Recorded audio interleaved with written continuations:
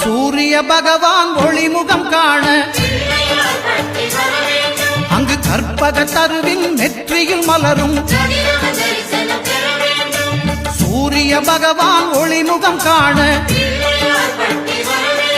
அங்கு கற்பக தருவின் நெற்றியில் மலரும்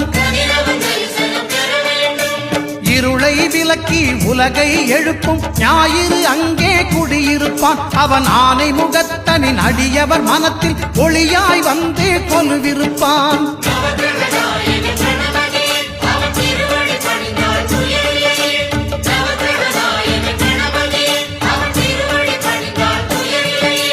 ஒன்பது கோளும் ஒன்றாய் காண அங்கு கற்பகம் என்னும் கடவுளின் மெய்யில்